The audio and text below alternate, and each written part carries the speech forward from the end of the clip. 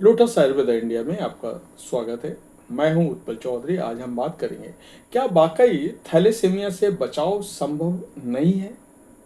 तो आइए शुरू करते हैं आज का वीडियो। लेकिन उससे पहले आपसे बोलना चाहूँगा, चैनल को आपने अभी तक सब्सक्राइब नहीं किया है तो चैनल को सब्सक्राइब कर लें, बेल आइकॉन की घंटी बजा दें, जिससे हमारे आने वाले नोटिफिकेशन सबसे पहले आपको मिले। तो आइए शुरू करते हैं।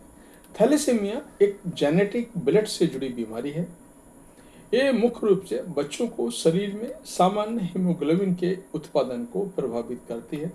थैलेसीमिया मुख्य रूप से पेरेंट्स के जरिए बच्चों में ट्रांसफर होती है।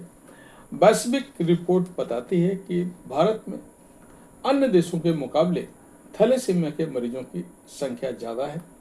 विशेषकर उत्तर भारत, पंजाब, गुजरात और पश्चिम बंगाल थैलेसीमिया के मामले ज़्यादा दर्ज किए जाते हैं।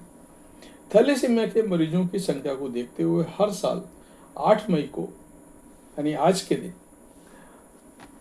वर्ल्ड थैलेसीमिया डे मनाया जाता है। आज बेशक हम आधुनिक युग में रह रहे हैं, लेकिन थैलेसीमिया के प्रति लोगों में जागरूकता की कमी देखी जा रही है।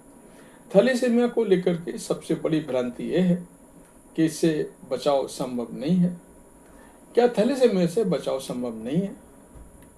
थैलेसीमिया के एक जेनेटिक विकार है। आसान भाषा में कहें तो अन्य बीमारियों की तरह थैलेसीमिया खान पान, जीवन शैली के कारण नहीं बल्कि माता पिता से बच्चे में आता है। लेकिन इसका अर्थ ये नहीं है कि इसे रोका नहीं जा सकता है। अन्य बीमारियों की तरह ही थैलेसीमिया से बचाव संभव है।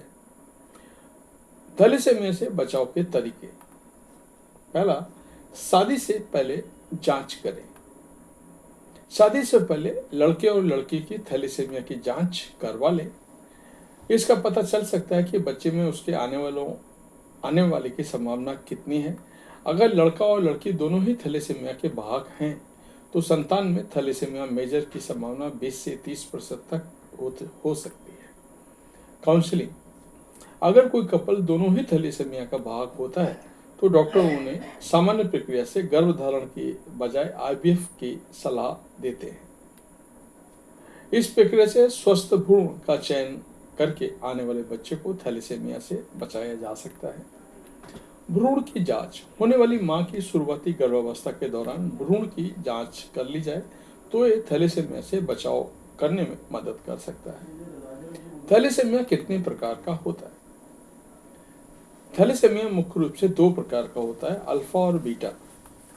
बीटा थैलेसीमिया भारत में अधिक प्रचलित है। ये रोग शरीर में हीमोग्लोबिन के निर्माण में कमी के कारण होता है, जिससे एनीमिया, थकान, त्वचा की पीला पड़ना, शारीरिक अंगों की कार्य क्षमता का कमजोर होना शामिल है। बीटा थैलेसीमिया एक गंभीर स्थिति है। इसका इलाज करना संभव नहीं है।